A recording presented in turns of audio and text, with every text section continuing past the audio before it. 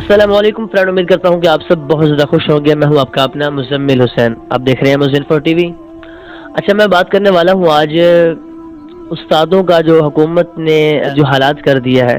School کے استاد ہیں، ٹھیک ہے، ان کا پینشن نہ ملنے پر احتجاج اور حکومت کا جو رویہ ہے استادوں کے ساتھ، وہ آپ دیکھ رہے ہیں۔ میں آپ سے حکومت سے میری ایک ریکویسٹ ہے اور میں ایک سوال کرنا چاہتا ہوں۔ جن کو آپ مار رہے ہیں یا جیلوں میں جن کو آپ نے رکھا ہوا ہے، کیا یہ دہشت گرد ہے؟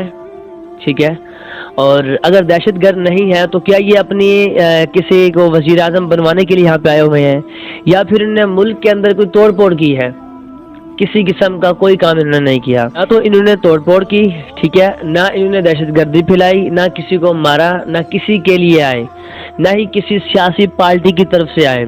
یہ جسٹ اس وجہ سے آئے ہیں کہ جس وجہ سے ان کو سرکاری سکولوں کے اندر رکھا گیا کہ آپ کو پینشن بھی ملے گی، آپ کو تنخواہ بھی ملے گی، اور بھی فلاں فلاں جتنے بھی معاہدے ہیں۔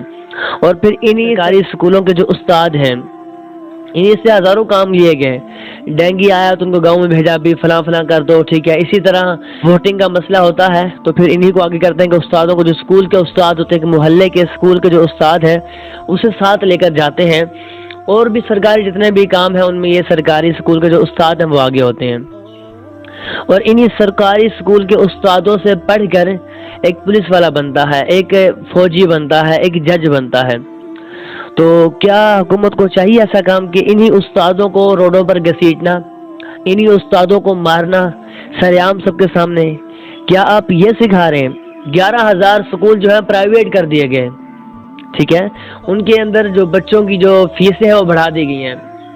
ایک غریب شخص جو بچہ 50 روپے یا 100 روپیہ دے کر سکول کے اندر پڑھنے کے لیے آتا ہے، کیا آپ کو لگتا ہے کہ وہ 8,000 روپے دے کر آئے گا؟ ایسا نہیں ہوگا، ٹھیک ہے۔ تو میں حکومت وقت سے یہ ریکویسٹ کرتا ہوں کہ آپ اس پہ نظر ثانی کریں۔